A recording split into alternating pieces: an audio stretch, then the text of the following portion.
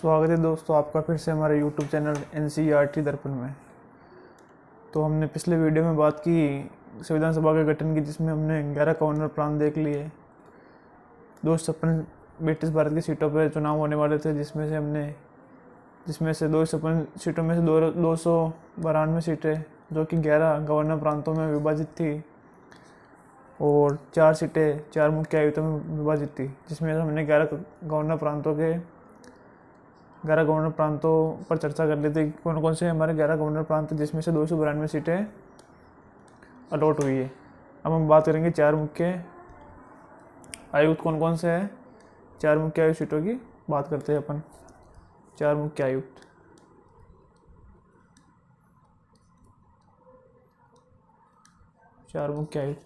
चार मुख्य आयुक्तों में जिसमें से 4 सीटें अलॉटेड हुई है संविधान सभा गठन की। संविधान सभा में 4 सीटें अलॉट हुई थी। 4 सीटें चार मुख्य आयुक्तों को दी गई थी, जिसमें से पहला था हमारा मुख्य आयुक्त दिल्ली, दूसरा था हमारा अजमेर,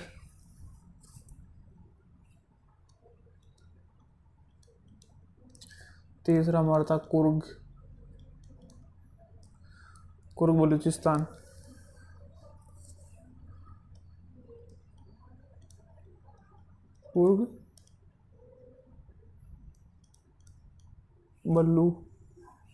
बलूचिस्तान। और चौथी हमारी सीट थी, या चौथा मुख्य हमारा आयुक्त था मारवाड़ा। ये हमारे 4 मुख्य आयुक्त थे, जिसमें से हमारी 4 सीटें संविधान सभा के लिए आवंटित थी या अलॉट थी। तो 4 सीटें ये हो गई और 292 सीटें वो हो गई। टोटल 296 सीटें ये थी।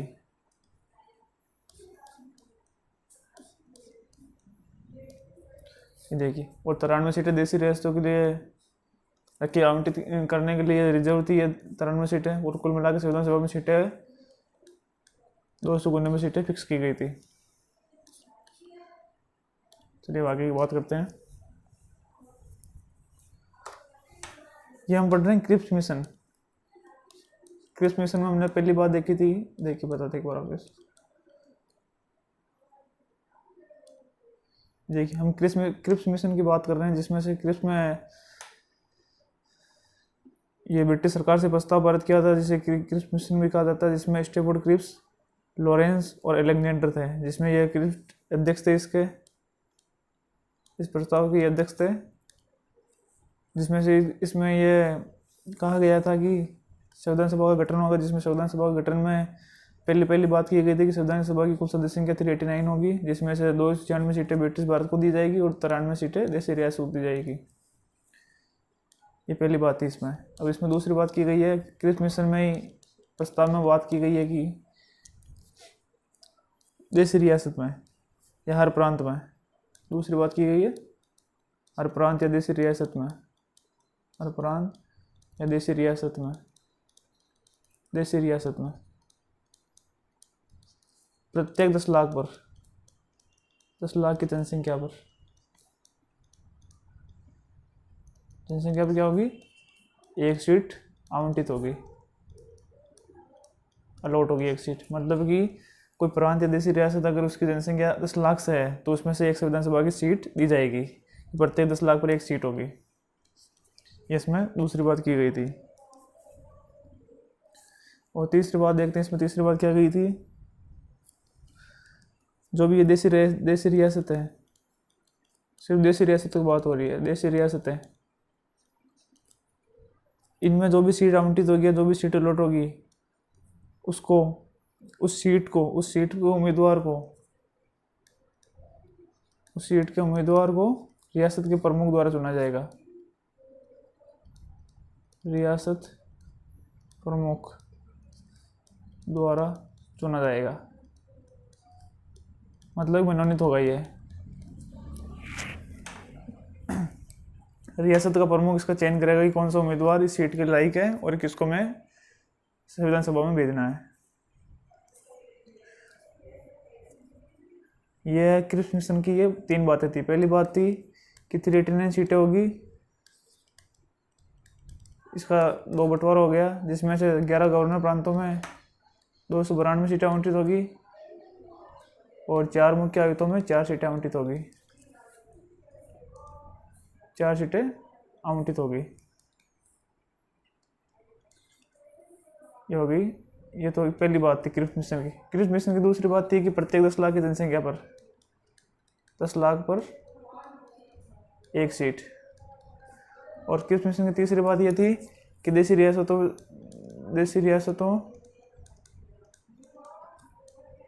में उम्मीदवार का चयन रियासत प्रमुख करेगा या रियासत का राजा करेगा। रियासत प्रमुख करेगा। ये 3 बातें क्रिप्स मिशन की थी। और क्रिप्स मिशन की 3 बातें हुई थी, जिसमें से ये तीनों बातें हो गई। इसने सुझाव दिए थे 1946 में। देखिए यहाँ पर एक बार, ये रहा क्रिप्स मिशन। इसने 1946 जुलाई में ये 3 बातें इसने प्रकाशित की थी। 3 बातें रखी थी कि संविधान सभा में कुछ ऐसा होगा। इसने सीटों का आवंटन को लेकर मेन मुद्दा यही था। अब हम आगे की बात करते हैं। अभी सीटों पर चुनाव हुआ क्रिप्स मिशन के अनुसार। क्रिप्स मिशन की पहले बात मानी गई कि चलिए आपके हिसाब से हम चुनाव करवाते हैं, या आपके इस प्रस्ताव के हिसाब से। तो इसमें चुनाव हुआ। चुनाव कब हुआ? जुलाई और अगस्त में। जुलाई अगस्त 1946 में चुनाव हुआ। किसका हुआ चुनाव? संविधान सभा का। संविधान सभा के लिए चुनाव हुआ।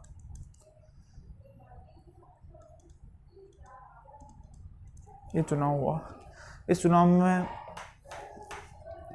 चुनाव में क्या हुआ कि राष्ट्रीय कांग्रेस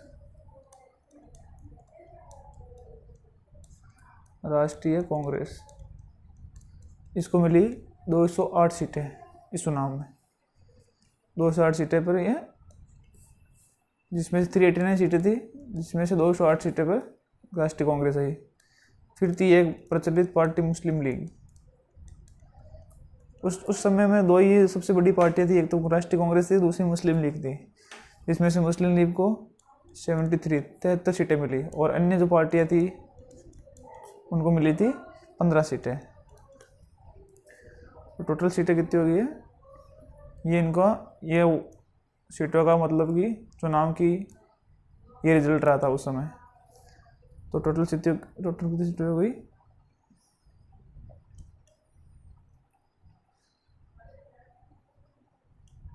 296 सीटों पर चुनाव हुआ था। इन 296 सीटों पर चुनाव हुआ था। ये कहाँ की थी? ब्रिटिश प्रांत की 296 सीटों पर चुनाव हुआ। अब रही बात 93 सीटें वो देशी रियासतों की।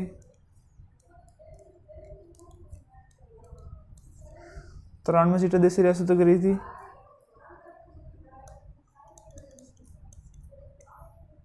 इन्होंने चुनाव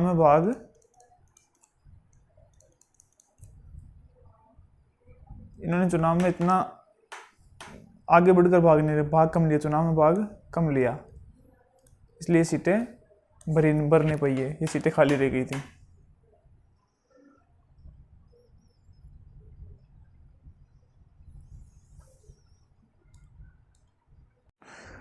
तो ये 93 सीटें भर नहीं पाई थी, ये खाली रह गई थी। इन्होंने संविधान सभा से देशी रियासतों ने स्वयं को संविधान सभा से अलग रखा। कि इन्होंने बोला कि हमें तो संविधान सभा में इतना कोई इंटरेस्ट है नहीं, हम तो अलग ही रहना चाहते हैं। और इस मतलब कि अलग ही हम अलग ही अपनी रियासतों में खुद से अलग ही रहना चाहते हैं, भारत के साथ नहीं आना चाहते। मतलब उस समय उनकी यह मानसिकता थी। संविधान सभा से अलग रखा।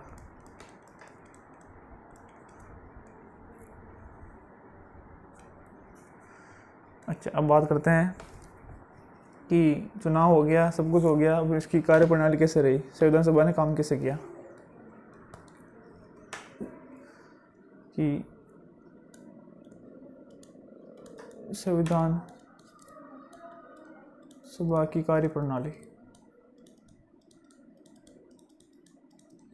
किस प्रकार से संविधान सभा ने काम किया, कैसे काम किया वो देखते हैं। कार्यप्रणाली तो अब चुनाव हो गया था तो बैठक होनी थी, तो पहली बैठक हुई, पहली बैठक हुई थी 9 दिसंबर को, 9 दिसंबर 1946 को पहली बैठक हुई थी संविधान सभा की। कार्यप्रणाली चुनाव हो गया, सब कुछ हो गया स्टार्ट, तो अब चुनाव होने बाद काम तो करना पड़ेगा। काम करने के लिए हुई बैठक, पहले हुई, सदस्य सब इकट्ठा हुए। तो इस बैठक में एक समस्या और आ गई मुस्लिम लीग की। मुस्लिम लीग ने इसमें समस्या कर दी कि मुस्लिम लीग ने इस बैठक का बहिष्कार किया, सभा का बहिष्कार किया। सभा का बहिष्कार इसलिए किया क्योंकि उन्हें लगा कि हमारी सीटें कम है, पर्याप्त सीटें नहीं, हमारा पर्याप्त प्रतिनिधि है नहीं, हमारे 73 सीटें ही हैं और ये हमारे साथ भेदभाव हो रहा है। इस हिसाब से उन्होंने बहिष्कार किया है। उन्होंने सोचा कि हमारा वर्चस्व रहेगा नहीं, हमारी सीटें कम है तो हमारे साथ अन्याय हो सकता है, इसलिए उन्होंने संविधान सभा का बहिष्कार किया।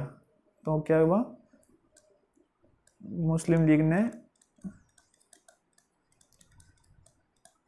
सभा का बहिष्कार किया। सभा बोले तो संविधान सभा का,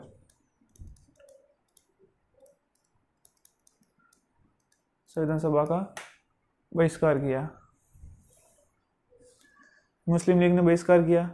अब टोटल 296 सीटें थी। टोटल सीट कितनी थी, कुल सीट 296, जिसमें मुस्लिम लीग ने बहिष्कार कर दिया। बहिष्कार करने के बाद फिर बैठक हुई, तो बैठक में 211 सदस्य आए, ने भाग लिया।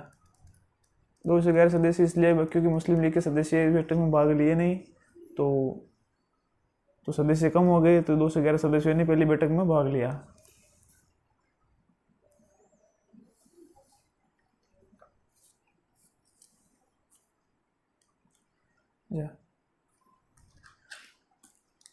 अब इन सदस्यों में अब बैठक हो गई, तो बैठक का कोई अध्यक्ष भी नियुक्त करना पड़ेगा कि इस बैठक को कौन संभालेगा, कौन इसकी अध्यक्षता करेगा, क्योंकि अनुशासन भी जरूरी है बैठक के अंदर।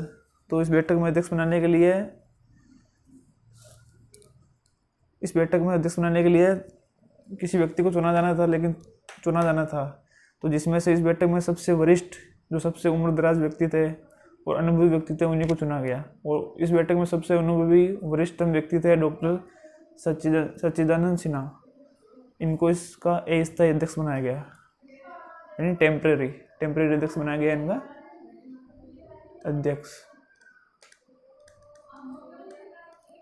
अध्यक्ष बनाया गया डॉक्टर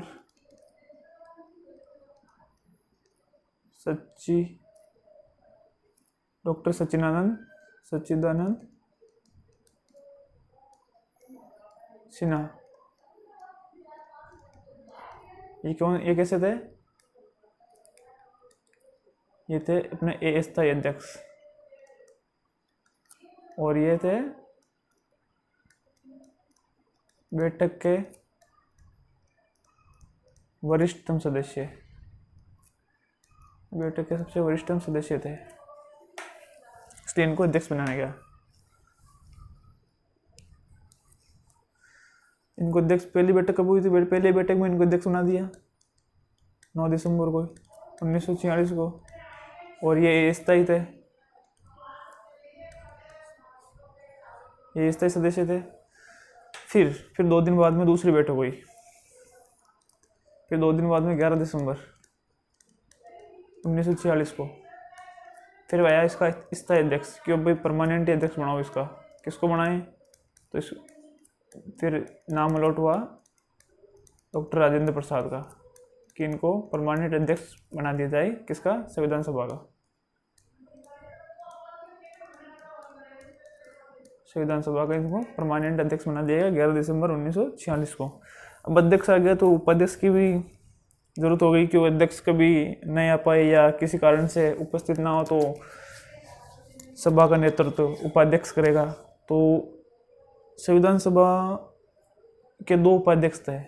इस संविधान सभा के 2 उपाध्यक्ष थे। कौन कौन थे 2 उपाध्यक्ष? 2 उपाध्यक्ष थे, जिसमें से पहले था डॉक्टर H.C. मुखर्जी, और दूसरे थे हमारे V.T. कृष्णमाचारी, कृष्णमाचारी। ये हमारे संविधान सभा के 2 उपाध्यक्ष थे, 2 उपाध्यक्ष थे इनके। तो ये हमारी संविधान सभा की कार्यप्रणाली हुई कि बैठक हुई और अध्यक्ष और उपाध्यक्ष का चयन हुआ। अब इस चयन के बाद में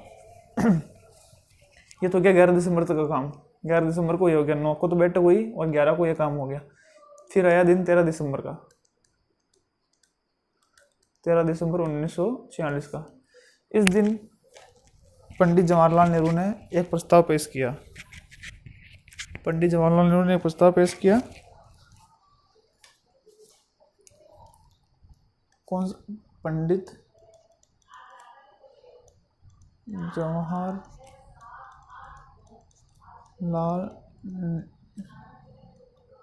नेहरू द्वारा पेश प्रस्ताव। इन्होंने एक प्रस्ताव पेश किया। इन्होंने प्रस्ताव पेश किया कि संविधान सभा को हम क्या क्या पावर देंगे, संविधान सभा में क्या क्या होगा, हमें कैसे कैसे काम करना है, और संविधान सभा कैसे काम करेगी, इससे देश में क्या होगा और देश को हमें कैसे बनाना है। मतलब कि इस पर चर्चा करने के लिए या इसके बारे में लोग पूरी बैठक करने के लिए या बैठक में सब चीज़ें बताने के लिए एक प्रस्ताव पेश हुआ कि हमें इस हिसाब से हमें संविधान बनाना है या इस हिसाब से हमें काम करना है। पहले एक प्रारूप बनाया। इस प्रस्ताव को कहते हैं उद्देश्य प्रस्ताव। इस प्रस्ताव को नाम दिया गया उद्देश्य प्रस्ताव। क्या नाम दिया गया? उद्देश्य प्रस्ताव। ये उद्देश्य प्रस्ताव ये था कि संविधान सभा को एक दिशा देना था कि किस दिशा में हमें काम करना है और किस दिशा में देश के लिए काम करना है। यह था हमारे उद्देश्य प्रस्ताव। उद्देश्य प्रस्ताव कब आया? 13 दिसंबर 1944 को। किसके द्वारा लाया गया? पंडित जवाहरलाल नेहरू के द्वारा। इसका ये कि संविधान कैसे बनाना है, बस उद्देश्य प्रस्ताव में यही मेन इंपॉर्टेंट था कि संविधान सभा कैसे काम करेगी, इसकी कार्यप्रणाली कैसे होगी। तो अब देखते हैं उद्देश्य प्रस्ताव में क्या क्या था।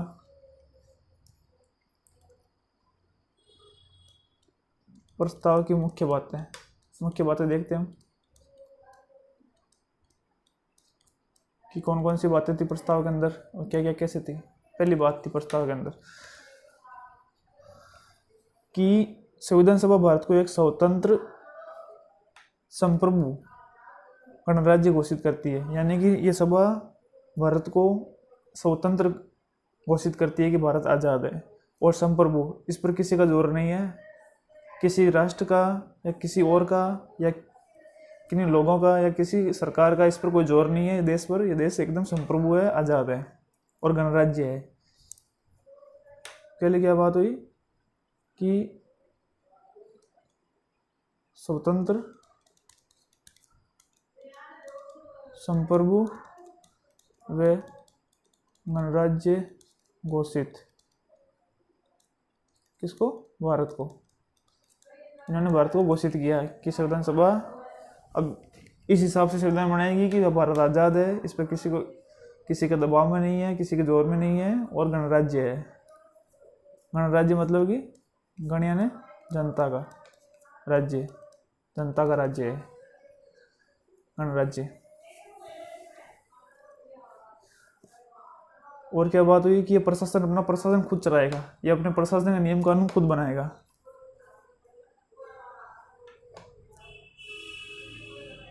संविधान सभा किस लिए गठन की कि संविधान बनाए। संविधान में क्या होता है? कानून होता है, और कानून होता है कि देश में देश में कैसे क्या प्रशासन की व्यवस्था होगी, कैसे क्या देश चलेगा, कैसे क्या देश के नागरिकों को अधिकार प्राप्त होंगे, वो होंगे। तो इसमें प्रशासन चलाने के लिए संविधान निर्माण करेगी। इन्होंने ये बात कही। पहली बात यह कि संप्रभु है, स्वतंत्र है, गणराज्य है भारत, और प्रशासन चलाने के लिए हम संविधान का निर्माण करेंगे। पहली बात कही इन्होंने। अब इन्होंने दूसरी बात क्या की? दूसरी बात एक है, दूसरी बात इन्होंने कहा कि ब्रिटिश भारत का मतलब हुआ कि जहाँ पर अंग्रेजों का राज था, मुख्य रूप से क्या वो अंग्रेज़ों के अधीन ही है, वहाँ के कोई राजा या कोई रियासत नहीं है, वहाँ पर सिर्फ अंग्रेज़ों ने राज किया पर्टिकुलर रूप से, वो है ब्रिटिश भारत। और जहाँ पर अंग्रेज़ों का राज था लेकिन वहाँ पर शासन राजा द्वारा या कोई देसी रियासत द्वारा किया जा रहा था, वो देसी रियासतें थी जिन पर पूर्ण रूप से ब्रिटिश का राज नहीं था। तो ब्रिटिश भारत का मतलब हुआ कि जिन पर पूर्ण रूप से अंग्रेज़ों का राज था। तो इन्होंने बात की कि ब्रिटिश भारत और भारतीय राज्य में सभी क्षेत्र, जो इसमें सभी क्षेत्र आ रहे हैं, जो भारत के अंदर जो क्षेत्र आ रहे हैं, देसी रियासतें हैं और भी जो प्रांत हैं वो, तथा भारत के बाहर के क्षेत्र, जो भारत से बाहर के क्षेत्र है, जो इसमें भारत में शामिल होना चाहते हैं या भारत के विलय में इच्छा रखते हैं, भारत के साथ जुड़ने की इच्छा रखते हैं, वो सभी क्षेत्र भारत संघ के होंगे, मतलब भारत में आएंगे वो सभी क्षेत्र, उस पर भारत का आधिपत्य हो जाएगा अगर वो हाँ भरते हैं या वो अपने साथ आने के लिए राजी रहते हैं कि वह हम भारत के साथ आने के लिए तैयार हैं। तो क्या बात है, दूसरी बात है कि ब्रिटिश भारत, वह ब्रिटिश भारत हो गया, और भारत के सभी क्षेत्र जिसमें से दूसरे क्षेत्र आ गए भारत में, भारत के दूसरे क्षेत्र आ गए जैसे देशी रियासतें, प्रांत, भारत के सभी क्षेत्र ब्रिटिश भारत के अलावा जो भारत में शामिल है, राज्य वाज्य वो हो गए, प्रांतें हो गई, जो भी हो गई। दूसरे भारत से बाहर के क्षेत्र, भारत से बाहर के क्षेत्र जो भारत में शामिल होना चाहते हैं, जो भारत में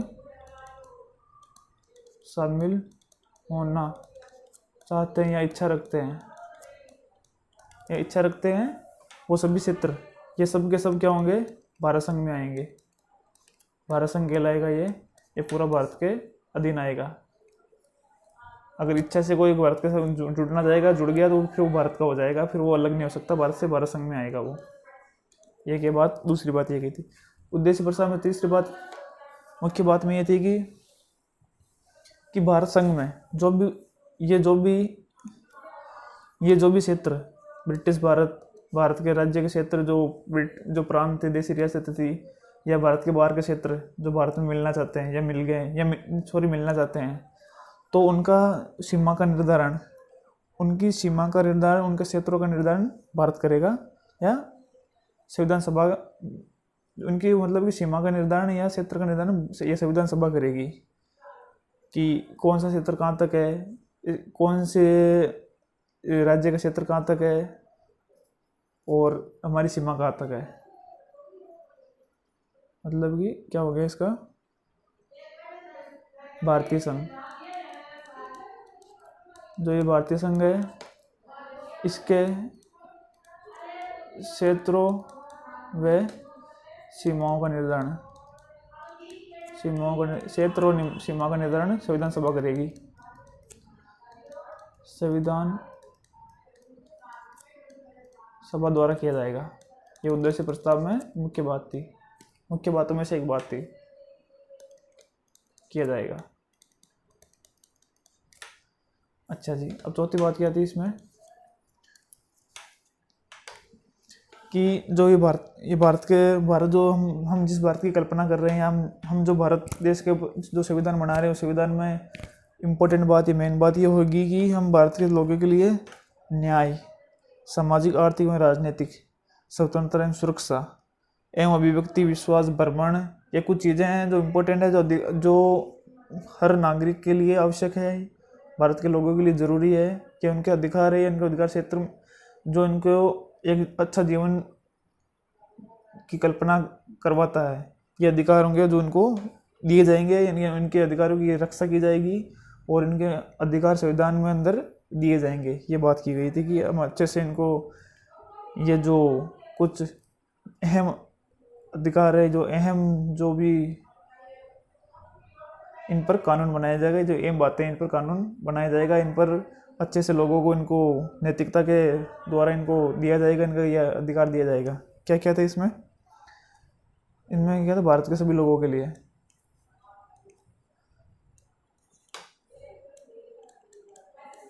भारत के सभी लोगों यानी नागरिकों के लिए, भारत के सभी लोग यानी भारत के नागरिकों के, भारत के सभी लोगों के लिए क्या होगा, सभी लोगों के लिए न्याय, आर्थिक, राजनीतिक, सामाजिक स्वतंत्रता। तो इनको स्वतंत्रता दी जाएगी पूरी, इन पर किसी तरह का कोई दबाव नहीं होगा, किसी तरह की इन पर इनका शोषण नहीं होगा, इनका, इनको पूरी स्वतंत्रता दी जाएगी। अच्छा, स्वतंत्रता व रक्षा एवं सुरक्षा, इनकी सुरक्षा भी की जाएगी, इनके इन अधिकारों की सुरक्षा की जाएगी। ये इम्पोर्टेंट बात की गई इसमें कि हम इस हिसाब से संविधान की शुरुआत करेंगे, इस हिसाब से संविधान को बनाएंगे कि ये चीज़ें तो कॉमनली या मेनली इनको संविधान में उल्लेखित किया जाए, इनके ऊपर संविधान में कानून बनाया जाए, ताकि लोगों को शोषण नहीं किया सके, ताकि लोगों की भावनाओं को आहत नहीं किया जा सके, लोगों पर दबाव नहीं बनाया जा सके, लोग स्वतंत्र रह सकें और वो आज़ाद भारत की जो इन्होंने कल्पना की है वो साकार कर सके। सुरक्षा की बात हो गई। और अवसर की समता, यानी सभी को समान अवसर प्राप्त हो, यह नहीं कि किसी को ऊंच नीच के हिसाब से अवसर प्राप्त हो, सभी को समान अवसर प्राप्त हो। ये हम आगे अनुच्छेद में पढ़ेंगे, ये सब अनुच्छेद में लिखे हुए हैं, इन सब आगे अनुच्छेद में हम डिटेल से पढ़ेंगे। ये होगी अवसर की समता। विधि के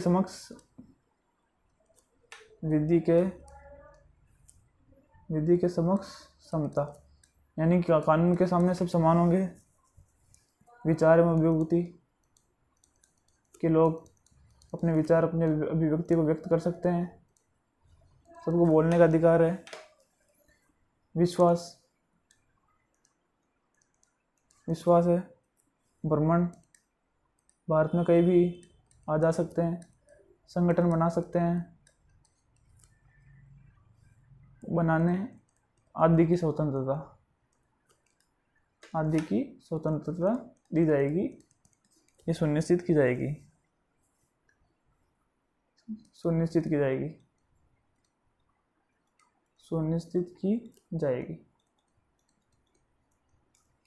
कि भारत के सभी के लिए न्याय, आर्थिक, राजनीतिक, सामाजिक स्वतंत्रता एवं सुरक्षा, अवसर की समता, विधि के समक्ष समता, यानी अवसर की समता है सभी के लिए समता, सभी के लिए समान अवसर, विधि के कानून के सब सामने समान होंगे। विचार एवं अभिव्यक्ति की कुछ भी हम बोल सकते हैं, सोच सकते हैं, हमारी कल्पना व्यक्त कर सकते हैं। विश्वास, भ्रमण, संगठन बनाने के आदि की स्वतंत्रता सुनिश्चित की जाएगी। ये चौथी बात थी। पांचवी बात में बात की गई कि SC ST OBC के लिए SC OBC के लिए पर्याप्त सुरक्षा प्रदान की जाएगी। ये पिछड़े वर्ग, इनका शोषण ज़्यादा हुआ था, तो इनके लिए पर्याप्त सुरक्षा की जाएगी, ताकि इन पर वापस से कोई शोषण नहीं हो सके इनका, और इनको समाज में उचित स्थान मिल सके। पर्याप्त सुरक्षा दी जाएगी। अच्छा, अब छठी बात क्या गई थी इसमें कि भारत जो संघ बनेगा, ये भारत संघ है, भारत संघ की एकता की जो भी संघ में जुड़ गए हैं उनको एक रखा जाएगा। ये नहीं कि संघ में जुड़ने के बाद अलग अलग हो जाए, इनको अलग अलग वापस नहीं होने देगा, उनको एक रहेगा, एक साथ रहना है, अखंड रहना है। भारत संघ की एकता को अखंड रखा जाएगा, किसी के टुकड़े नहीं होने दिए जाएंगे, अखंड रखा जाएगा। और जो भारत का भू क्षेत्र यानी भूमि, भारत का समुद्र यानी जलीय क्षेत्र, और भारत का वायु क्षेत्र, वायु क्षेत्र को सुरक्षा दी जाएगी, सुरक्षा प्रदान की जाएगी कि कहीं से घुसपैठ नहीं हो जाए, या कहीं से इन पर दूसरे राष्ट्र का कब्जा नहीं कर लिया जाए, या अतिक्रमण करके भारत से अलग नहीं कर दिया जाए, तो सुरक्षा प्रदान की जाएगी। मतलब इस हिसाब से हमको संविधान बनाना है कि जिसमें ये सारी चीज़ें हो जो देश के लिए ज़रूरी है, देश की एकता अखंडता के लिए ज़रूरी है, देश के नागरिकों के लिए सुरक्षा के लिए ज़रूरी है, वो सारी बातें इसमें की जाएगी। उद्देश्य प्रस्ताव की सातवीं बात क्या थी कि विश्व में भारत को उचित न्याय दिलाया जाएगा। जो इसका पहले स्थान था वही स्थान दिलाने के लिए हम प्रयत्न करेंगे।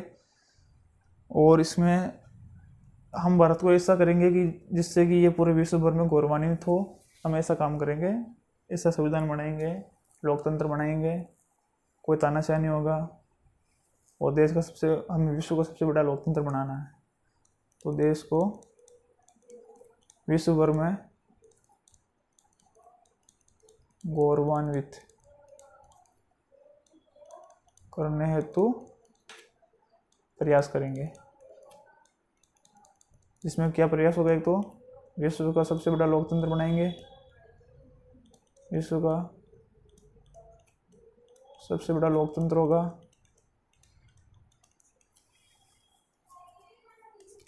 विश्व का सबसे बड़ा लोकतंत्र होगा, ताकि भारत को उसका उचित स्थान मिल सके। और भारत की जो भी संस्कृति है, जो कला है, जो इसके रिजर्व क्षेत्र है, उनको प्रोटेक्ट किया जाएगा, उनका संरक्षण किया जाएगा। ये हो गया देश का सबसे बड़ा, विश्व का सबसे बड़ा ये लोकतांत्रिक देश बनाना है, इसको विश्व में सबसे ऊपर लाना है, इसका अधिकार दिलाना है। भारत जो पहले था उसी तरह उसको पहले बनाना है। ये उद्देश्य प्रस्ताव का 7वां मुख्य बात थी। तो ये था हमारा उद्देश्य प्रस्ताव। उद्देश्य प्रस्ताव में क्या क्या इंपॉर्टेंट बातें थी, मुख्य बातें ये देखिए आप। पहली बात थी, इसको स्वतंत्र, संप्रभु व गणराज्य घोषित करना है। मतलब कि भारत को जनता का राज्य बनाना है, स्वतंत्र बनाना है और संप्रभु बनाना है, और इसके प्रशासन चलाने के लिए संविधान का निर्माण करना है। पहली बात थी उद्देश्य प्रस्ताव की, इस उद्देश्य प्रस्ताव को पंडित जवाहरलाल नेहरू ने 13 दिसंबर 1946 को पेश किया था। दूसरी बात इसकी थी कि ब्रिटिश भारत के सभी क्षेत्र, राज्य क्षेत्र, जो भी भारत का राज्य क्षेत्र, रियासत है, प्रांत है, और भारत के बाहर के क्षेत्र जो भारत में मिलना चाहते हैं, इन सबको मिला के एक संघ का निर्माण होगा, जिसे भारत संघ कहेंगे। और ये जो भारत संघ बनेगा, इसमें जो भी राज्य हैं या जो भी इसके क्षेत्र हैं, इनके क्षेत्रों का निर्धारण और सीमाओं का निर्धारण संविधान सभा करेगी। चौथी बात थी कि भारत के सभी लोगों के लिए न्याय, आर्थिक, राजनीतिक, सामाजिक स्वतंत्रता एवं सुरक्षा सुनिश्चित की जाएगी, अवसर की समता सुनिश्चित की जाएगी, विधि के समक्ष समता सुनिश्चित की जाएगी, विचारों में अभिव्यक्ति, विश्वास, भ्रमण, संगठन बनाने के अधिकार और अधिकारों के आदि की स्वतंत्रता दी जाएगी। और नागरिकों के लिए ये अधिकार मूल रूप से होंगे, ताकि एक अच्छे से अच्छा लोकतंत्र देश का निर्माण किया जा सके, संविधान का निर्माण किया जा सके। पांचवी बात थी, इसमें SC, ST, OBC को पर्याप्त सुरक्षा दी जाएगी।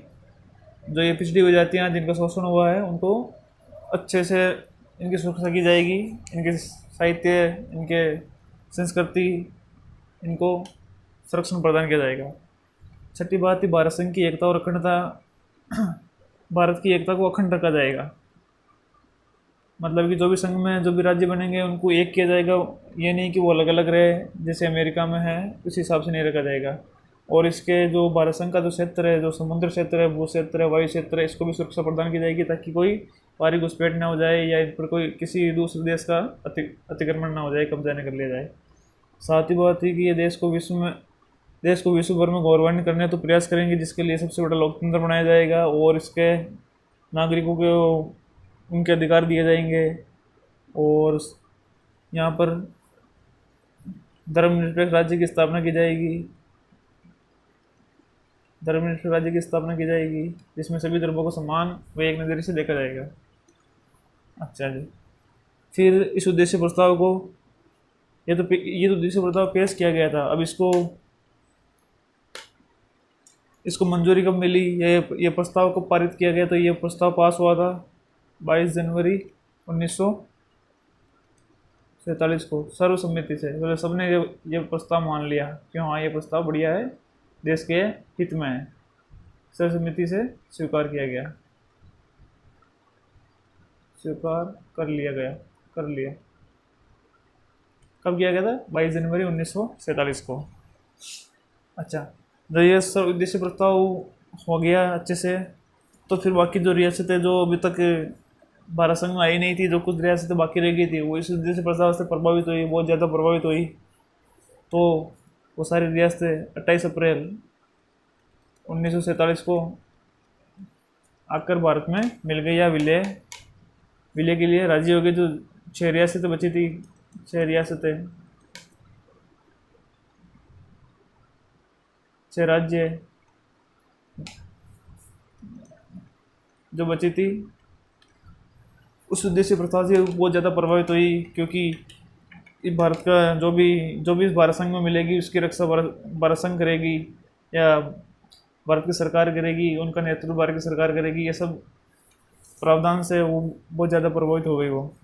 तो ये 6 रियासतें कौन कौन सी थी, जिसमें से जो आकर मिली 28 अप्रैल 1947 को इन्होंने भारत में मिलने का फैसला ले लिया, जिसमें से पहले थी जयपुर। राजस्थान के ज़्यादा राज्य थे ये राज्य हैं जयपुर, दूसरा बीकानेर, उस टाइम अंग्रेजों में ये राज्य हुआ करते थे, बीकानेर। तीसरा हमारा उदयपुर, चौथा है बड़ौदा, पांचवा हमारा पटियाला और छठा है रीवा। ये रियासत थी। अब ये रियासत जब संविधान सभा में आई तो संविधान सभा में ये शामिल हो गई। संविधान सभा में इनके यहाँ से भी प्रतिनिधि आए और इन्होंने भारत संघ में विलय के लिए अपनी सहमति जाहिर की। ये विलय होना चाहती थी भारत के अंदर।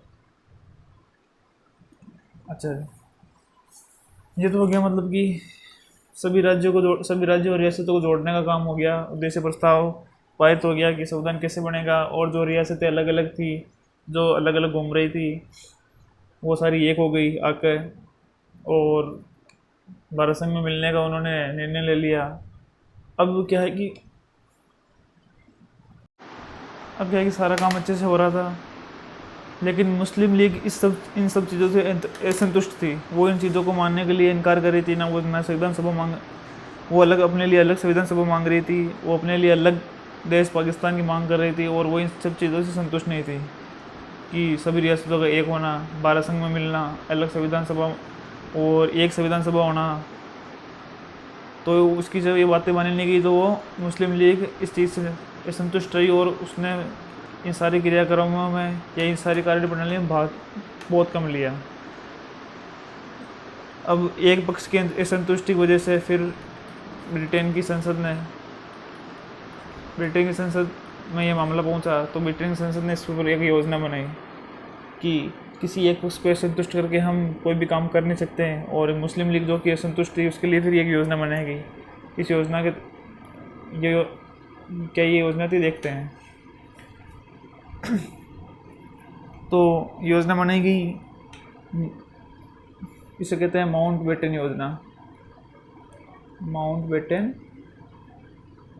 योजना। इसे माउंटबेटन योजना इसलिए कहते हैं क्योंकि इसका प्रतिनिधित्व या इसका नेतृत्व या इसके अध्यक्ष लॉर्ड माउंटबेटन थे, जो कि तत्कालीन भारत के वाइसराय थे। कौन थे? तत्कालीन वाइसराय थे, ये भारत के तत्कालीन वाइसराय थे। अब ये योजना कब आई गई, ये योजना कब पारित गई, इसकी बात करते हैं।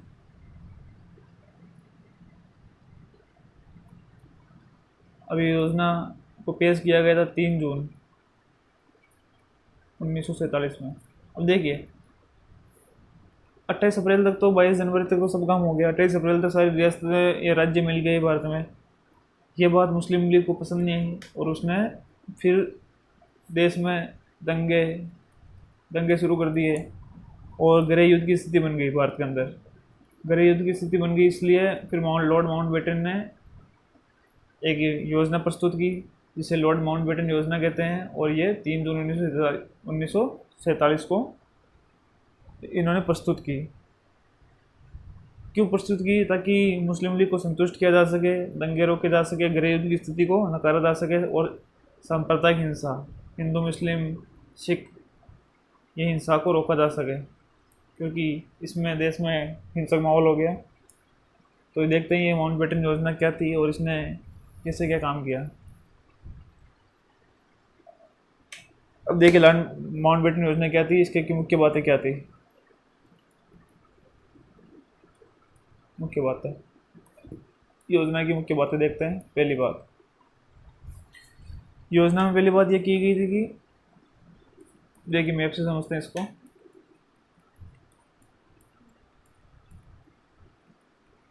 देखिए योजना में मुख्य बात ये की गई थी कि जो भी ये पंजाब है, ये पंजाब राज्य है, और ये बंगाल,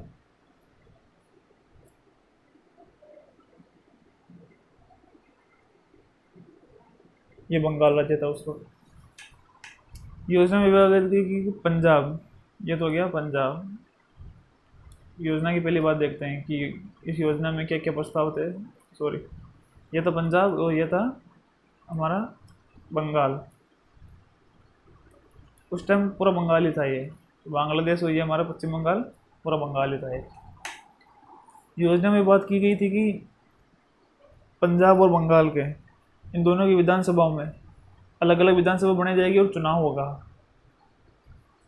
चुनाव कैसे होगा? संप्रदाय के हिसाब से चुनाव होगा, हिंदू मुस्लिम का चुनाव होगा। अगर वोटिंग जिसकी ज़्यादा होगी वो उस तरफ चली जाएगी। अगर पाकिस्तान की वोटिंग ज़्यादा है इस तरफ तो पाकिस्तान चले जाएगा, और अगर हिंदुस्तान में अगर हिंदुओं की वोटिंग ज़्यादा है तो वो हिंदुस्तान में आ जाएगी। कि जहाँ पर मुसलमानों का बहुमत ज़्यादा है वो वो वो अदर वो विधानसभा अपने पाकिस्तान में चली जाएगी। दोनों साइड, अगर पंजाब और बंगाल में अगर मुस्लिमों का प्रतिनिधित्व ज़्यादा है जिस विधानसभा में, तो यहाँ पर दो विधानसभाओं के टुकड़े किए गए, अलग अलग विधानसभा बनाई गई, दो विधानसभा के दो भाग कर दिए। यानी विधानसभा थी उसको दो भागों में बांट दिया। अब वोटिंग वही प्रतिनिधि चुनेंगे, तो उसमें देखते हैं फिर क्या क्या होगा। तो अब देखिए इसमें क्या है कि इस साइड में मुस्लिम मत बहुत ज़्यादा थे, मुस्लिम वोट ज़्यादा थे, मुस्लिम वोट, तो ये वाला एरिया पाकिस्तान में चला गया। और इस भाग में मुस्लिम वोट ज़्यादा थे, तो इसलिए भाग पाकिस्तान में चला गया। और यह बार भाग इसमें हिंदू वोट ज़्यादा थे, तो यहाँ पर ये हिंदू वोट वाला ये भाग भारत में रह गया। इस हिसाब से बंगाल के दो टुकड़े हो गए। जो पहला टुकड़ा हुआ पूर्वी बंगाल, दो टुकड़े हो गए बंगाल के, जिसमें से जो ये पहला टुकड़ा हुआ इसे कहते हैं पूर्वी बंगाल।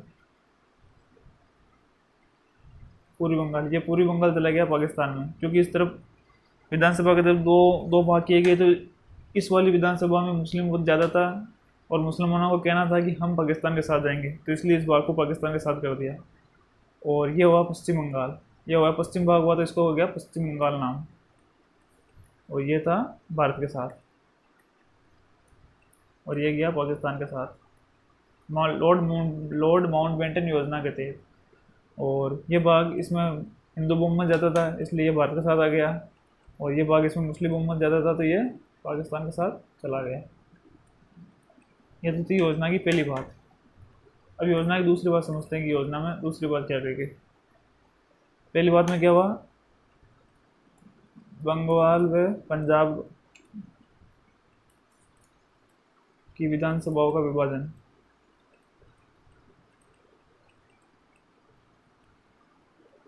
विधानसभाओं का विभाजन बहुमत के आधार पर। किसके आधार पर? बहुमत के आधार पर। जिसका ज़्यादा बहुमत वो उसी साइड जाएगा, बहुमत के आधार पर। ये तो थी इसकी पहली बात। अब समझते दूसरी बात कि दूसरी बात क्या। हाँ, तो ये देखिए दूसरे नंबर की बात देखिए कि एक तो था पश्चिमी सीमा प्रांत, यह था पश्चिमी सीमा प्रांत, जिसमें पंजाब का भाग आ गया। यह था पश्चिमी सीमा प्रांत, और यह था यहाँ पर था असम का, इस पॉइंट पर था यहाँ पर तो असम का सिलहट जिला असम। और यहाँ पर था पश्चिम सीमा प्रांत,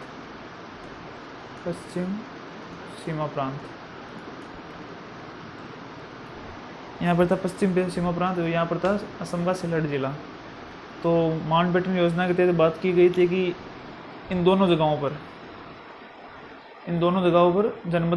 जनमत संग्रह होगा, कि जनता को पूछा जाएगा कि आप जनमत संग्रह होगा, कि जनता को पूछा जाएगा कि आप किस तरफ जाना चाहोगे। संग्रह होगा, जनमत संग्रह का मतलब हो गया कि अगर जिस संप्रदाय की जनसंख्या ज़्यादा है, अगर मुसलमानों की ज़्यादा जनसंख्या है तो मुसलमान पाकिस्तान में जाना चाहते थे, इसलिए वो पाकिस्तान में जाएगा। अगर हिंदुओं की संख्या ज़्यादा है तो वो हिंदू हिंदुस्तान में रहना चाहते हैं तो हिंदुस्तान में आ जाएगा। और इन दोनों ने पाकिस्तान को स्वीकारा। यहाँ पर भी मुस्लिम जनसंख्या ज़्यादा थी और यहाँ पर भी मुस्लिम जनसंख्या ज़्यादा थी, तो ये गया पाकिस्तान में। और ये हमारे ये जो सिलेट ज़िला गया, ये गया पूर्वी बंगाल में, जो वर्तमान में बांग्लादेश है, और ये गया था पाकिस्तान में। किस योजना के तहत? लॉर्ड माउंटबेटन योजना के तहत। अच्छा, तीसरी बात देखते हैं। तीसरी बात क्या है? तीसरी बात में क्या की गई है? तीसरी बात, लॉर्ड माउंटबेटन योजना के तहत मुसलमानों को संतुष्ट। मुसलमान एक ही उसमें एक ही रट लगाए हुए थे कि हमें अलग से विधानसभा चाहिए। जब तक हमें अलग से विधानसभा नहीं मिलेगी, जब तक हम संतुष्ट नहीं होंगे और हम भारत में नहीं रहेंगे। उनका तो बस ये कि ये दो ही बातें थी कि हम भारत में नहीं रहेंगे और हमारे लिए अलग से विधानसभा हो, अलग देश हो। तो इस माउंटबेटन योजना के तहत उन्हें ये सब दे दिया गया। इसके तहत क्या दिया गया? इसको दे दिया गया पाकिस्तान के लिए। एक पाकिस्तान अलग देश बनाएंगे, बंटवारा होगा, पाकिस्तान के लिए अलग संविधान सभा। ये देश अलग हो गया और ये अपने लिए अलग संविधान बना सकता है, अलग संविधान सभा का निर्माण। ये अलग चाहिए तो अपने लिए अलग संविधान सभा का निर्माण कर सकती है। अब चौथी बात, अब जो भी रियासतें बची हुई थी, जो अब तक नई शामिल नहीं हुई है या अब तक स्वतंत्र है, तो उनको छूट दे दी गई इसके तहत कि आप जिसके साथ जाओ उसके साथ जा सकते हो। अगर आप पाकिस्तान में मिलना चाहते हो पाकिस्तान में मिल जाओ, अगर आप भारत में रहना चाहते हो भारत में रह लो, अगर आप दोनों के साथ नहीं रहना चाहते तो आप स्वतंत्र भी रह सकते हो। ये उन रियासतों के ऊपर छोड़ दिया गया है कि आप की क्या स्थिति, आप कैसे क्या रहना चाहते हो। तो इसमें क्या है कि रियासतों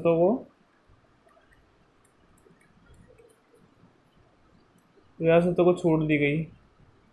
छोड़ दी, क्या छोड़ दी? या तो पाकिस्तान में मिल जाओ, या तो पाकिस्तान के साथ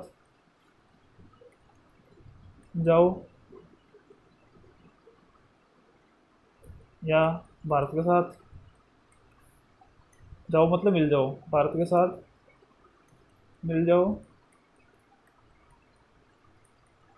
या फिर जैसे थे वैसे ही रहो यथा स्थिति में, यानी स्वतंत्र रहो।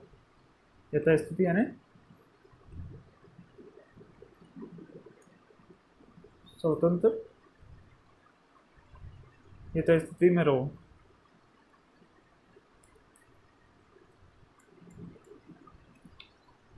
यथा स्थिति में रहो या स्वतंत्र रहो या जैसे थे वैसे रहो।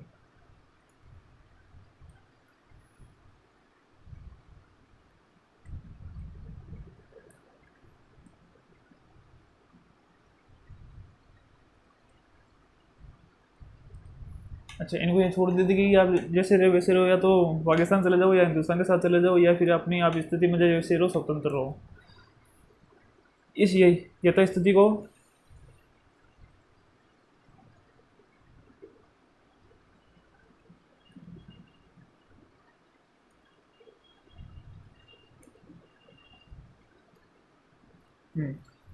स्वतंत्र रहो, इस यथा स्थिति को कहा गया, इसको क्या किया, इसको नाम दिया गया यथा स्थिति को कि अगर ये किसी के साथ नहीं जाना चाहती, स्वतंत्र रहना चाहती है, तो इसको नाम दिया गया लैप्स ऑफ, इस कानून का नाम था लैप्स ऑफ पैरामाउंसी। पैरामाउंसी, माउंसी, कि अगर कोई रियासत अपनी यथा स्थिति में रहना चाहती है तो उस पर कोई भी देश दबाव नहीं बनाएगा कि आप मेरे साथ आओ मेरे साथ आओ। ये लैप्स ऑफ पैरामाउंसी नियम का उल्लंघन होगा।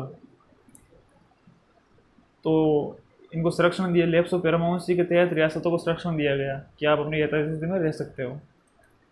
अच्छा जी, अब क्या थी पांचवी बात? लॉर्ड माउंटबेटन योजना के तहत एक दिन डिसाइड किया गया कि हम भारत और पाकिस्तान की जनता को, जो भी इनके सत्ता है, हम अंग्रेज जो ब्रिटिश सरकार है उनसे उन्हें आज़ाद कर दिया जाएगा। और आज़ाद करने का दिन तय किया गया 15 अगस्त का। 15 अगस्त 1947 को भारत व पाकिस्तान ब्रिटिश सरकार से आज़ाद है, स्वतंत्र है। स्वतंत्र यानी ब्रिटिश सरकार का आधिपत्य खत्म, आधिपत्य खत्म हो गया। आधिपत्य खत्म हो गया कि अब ये दोनों देश 15 अगस्त 1947 को आज़ाद हो जाएंगे, स्वतंत्र हो जाएंगे। ये थी हमारे लॉर्ड माउंटबेटन की योजना। देखिए योजना को एक बार फिर से देख लेते हैं, इसकी इंपॉर्टेंट बातें, मुख्य बातें पहली थी कि बंगाल और पंजाब का विभाजन होगा। और विभाजन कैसे होगा? विधानसभा को 2 भागों में बांट दिया जाएगा। और फिर वो चुनाव होगा। अगर जिस विधानसभा में जिस संप्रदाय के ज़्यादा बहुमत है और जो संप्रदाय जिस देश में जाना चाहता है वो वहाँ चला जाएगा। इसके तहत पूर्वी बंगाल में मुस्लिमों का पद ज़्यादा था और वो पाकिस्तान के साथ जाने देते, इसलिए पूर्वी बंगाल पाकिस्तान में चला गया, जो वर्तमान में बांग्लादेश है। और जो पश्चिम पंजाब था उसमें भी मुसलमानों के बहुत ज़्यादा थे, इसलिए वो पश्चिम पंजाब पाकिस्तान के साथ चला गया। ये तो था बहुमत के आधार पर था। और ये था पहली बात लॉर्ड माउंटबेटन योजना की। दूसरी बात क्या थी? दूसरी बात में थी कि पश्चिम सीमा प्रांत और असम का सिलेट जिला, इसमें होगा जन्म संग्रह। अगर वहाँ की जनता जन्म संग्रह का कि वहाँ की जनता किसके साथ रहना पसंद करेगी। अगर अगर पाकिस्तान के साथ जाना जाएगी तो पाकिस्तान के साथ, अगर और भारत में रहने से भारत के साथ। तो इसमें असम के सिलेट जिले ने पाकिस्तान के साथ जाना पसंद किया और पश्चिम सीमा प्रांत ने भी पाकिस्तान के साथ जाना पसंद किया। तीसरी बात ये कि पाकिस्तान की अलग संविधान सभा का निर्माण किया जाएगा और इसे हिंदुस्तान से मुस्लिमों के लिए एक अलग देश के निर्माण किया जाएगा, वो था पाकिस्तान। चौथी बात ये थी कि रियासतों को छूट दी जाएगी। रियासतों को क्या छूट दी जाएगी? जो रियासत पाकिस्तान के साथ मिलना चाहती है पाकिस्तान से मिल जाए, भारत के साथ मिलना चाहती है भारत से मिल जाए, या फिर जो अपनी है जैसे स्थिति में रहना चाहिए यथा स्थिति में वो वैसे रहे। यथा स्थिति को paramountcy of lapse of paramountcy के तहत संरक्षण दिया गया। और पांचवी बात इसमें थी कि 15 अगस्त 1947 को दोनों देशों को आज़ाद कर दिया जाएगा और ब्रिटिश सरकार का राज खत्म हो जाएगा। अच्छा,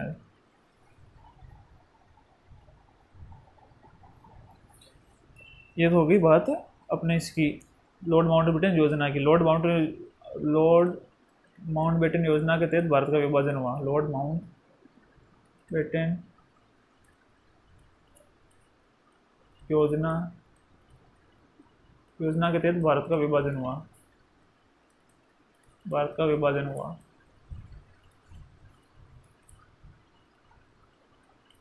इस योजना के तहत भारत का विभाजन किया गया। अच्छा जी, अब ये लॉर्ड माउंटबेटन के तहत भारत का विभाजन कर दिया गया, मुसलमानों को अलग देश दे दिया गया और बाकी के लोगों के लिए भारत बच गया और दोनों का संविधान निर्माण होना शुरू हो गया। अब संविधान निर्माण के लिए भारत वालों ने एक अधिनियम पास किया,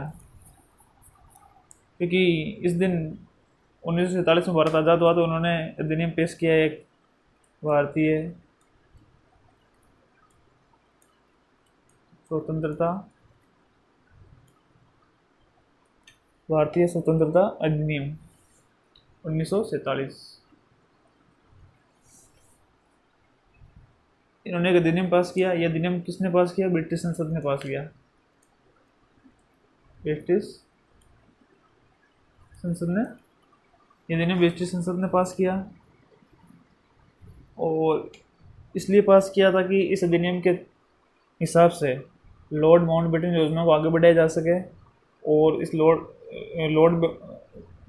अधिनियम से जो भी संविधान निर्माण की प्रक्रिया है और क्या फिर पाकिस्तान को कब अलग करना है, कैसे अलग करना है, वो सारे तरीके बता दिए गए इस अधिनियम के तहत 1947 के तहत। और क्या आगे देश की यथास्थिति होगी इस हिसाब से इस अधिनियम से जब तक संविधान नहीं बदल जाए तब तक इस अधिनियम को हम काम में लेंगे। ये ब्रिटिश संसद में पास हुआ। कब पास हुआ है? 4 जुलाई को। 4 जुलाई 1947 को तो ये पेश किया गया संसद में, ब्रिटेन की संसद में, ब्रिटेन। ये बिल पेश हुआ। फिर इसके 14 दिन बाद जुलाई 18 जनवरी 1947 को ये बिल पास हो गया, पारित हो गया कि हाँ ठीक है, जैसा कोई बिल होगा भारतीयों के लिए होगा, ऐसे ऐसे होगा। अभी बिल में क्या क्या था, कैसे कैसे था, वो बात करते हैं। तो ये भारतीय स्वतंत्रता अधिनियम 1947 बिल क्या था, लॉर्ड माउंटबेटन योजना के आधार पर बना हुआ था कि लॉर्ड माउंटबेटन योजना ने कैसी योजना पेश की, उस हिसाब से बनाया गया था। तो क्या था, माउंटबेटन योजना पर आधारित।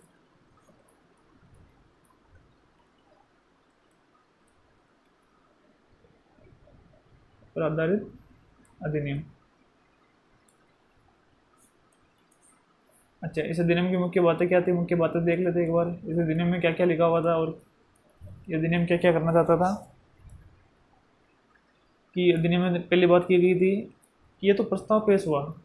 पहले अगर देखिए अधिनियम कैसे बनता है, पहले कोई प्रस्ताव लाया जाता है, अगर वो प्रस्ताव सर्वसम्मति से पास हो जाए तो वो अधिनियम बन जाता है। तो लॉर्ड बैटन योजना ने जो जो योजना आई, वो योजना भारतीयों को सुनाई गई, मुस्लिम लीग को बताई गई, तो इन दोनों ने मान लिया। तो योजना मानने के बाद फिर जो योजना के ऊपर जो कानून बना उसे कहते हैं अधिनियम। तो योजना के बाद में वो योजना बता दिया कि ऐसे ऐसे होगा। अब इसको करने की प्रक्रिया है वो बताई गई है भारतीय स्वतंत्रता अधिनियम 1947 में, कि इस योजना के बाद में अब वो योजना कैसे लागू होगी, कैसे क्या करेंगे योजना में। तो योजना में पहली बात बताई, सॉरी अधिनियम में पहली बात बताई गई कि 15 अगस्त 1947 को भारत और पाकिस्तान स्वतंत्र देश हो जाएंगे। भारत व पाकिस्तान स्वतंत्र देश हो जाएंगे। स्वतंत्र देश मतलब क्या होगा, विभाजन होगा, विभाजन हो जाएगा। अच्छा जी, इसके बाद दूसरी बात क्या कही गई थी,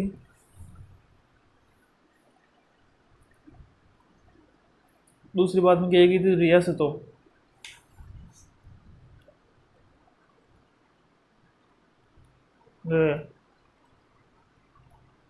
भारतीय राज्यों भारत से, भारतीय राज्य भारत से महामहिम का पद खत्म हो जाएगा। महामहिम को एक पद चला करता था अंग्रेजों का, जिसमें सबसे बड़ा अधिकारी अंग्रेज अधिकारी हुआ करता था। तो चूँकि ये देश अब स्वतंत्र हो गए तो इसलिए ये पद भी समाप्त हो जाएगा। पद समाप्त, ये समाप्त हो गया, इसका मतलब ये हुआ कि अब ये दोनों देश आज़ाद हैं, स्वतंत्र है, इस पर किसी का कोई आधिपत्य नहीं है। तीसरी बात क्या कही थी,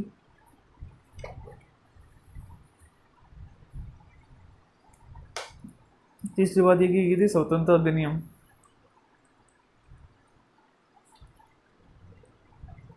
एक स्वतंत्रता अधिनियम 1935 आया गया था, एक अधिनियम पास हुआ था 1935 का, जो भारत के जो 1935 में इस अधिनियम के तहत भारतीयों के लिए कुछ अधिकार दिए गए थे, कुछ सेवाएं दी गई थी, जो जिसमें भारतीयों को शामिल किया गया था, कुछ अधिकार थे। तो इसे मिनी ये एक उस टाइम 1935 में एक छोटा सा संविधान के रूप में आया था ये अधिनियम। तो इसमें कहा गया है कि संविधान 1935 को तब तक यूज में किया कोई भी देश इसको तब तक यूज में ले सकता है जब तक कि उसका संविधान नहीं बना हो। जब तक अगर कोई देश का संविधान नहीं बना तब तक इस अधिनियम को आप उपयोग में ले सकते हैं और इस अधिनियम के तहत आप अपने शासन चला सकते हैं। इसमें यह बात की गई थी, क्या बात की गई थी कि 1935 के का उपयोग कर 1935 का उपयोग तब तक कर सकते हैं जब तक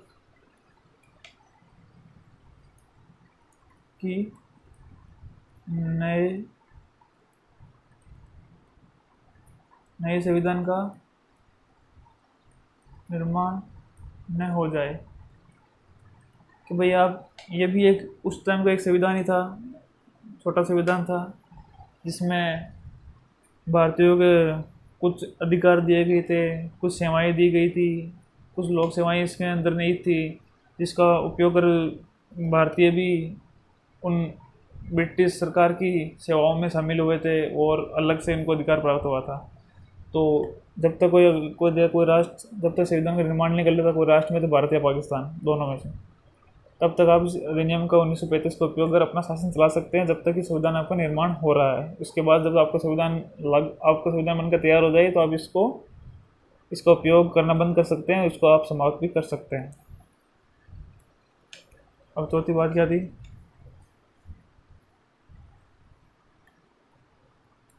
बंगाल, पंजाब के दो प्रांत बनाए जाएंगे। दो प्रांत बनेंगे। दो प्रांत कैसे बनेंगे कि जो बंगाल था इसके दो प्रांत हो गए, पूर्वी बंगाल और एक हो गया पश्चिम बंगाल।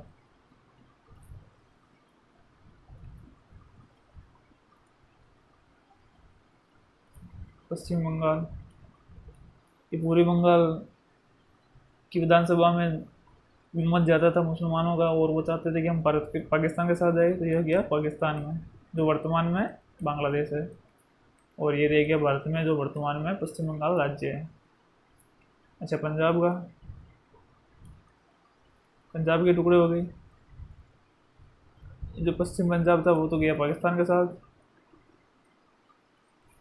और जो वर्तमान में जो हमारा पंजाब है वो पंजाब राज्य है, पंजाब।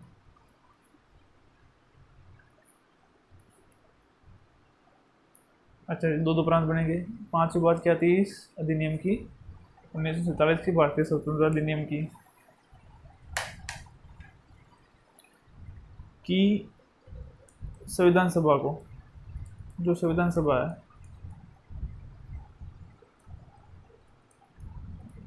संविधान सभा को एकदम पूरी तरह से संप्रभु निकाय बनाया जाएगा। इसके ऊपर किसी की जोर जबरदस्ती नहीं होगी, ये किसी के दबाव में कार्य नहीं करेगी, संपूर्ण रूप से स्वतंत्र होकर कार्य करेगी, और ये जो चाहे नियम बना सके, ये अपने जनता के हित में जैसा नियम चाहिए वैसा बना सके, वैसा जैसा संविधान चाहिए वैसा बना सकती है। इस पर किसी तरह की रोक टोक नहीं होगी। इस अधिनियम के तहत संविधान सभा को स्वतंत्रता छूट दी गई थी। क्या दी गई थी? संविधान सभा को पूरी तरह से संप्रभु बनाया जाएगा, यानी किसी भी तरह का दबाव कुछ नहीं होगा कि ये किसी के अंडर में रहकर काम नहीं करेगी, ये बिल्कुल स्वतंत्र होगी। को पूरी तरह से संप्रभु बनाया गया। इस अधिनियम के तहत इसको छूट दे दी गई कि आप बिल्कुल फ्री हो, किसी भी तरह का आप संविधान बना सकते हो, छूट है आपको।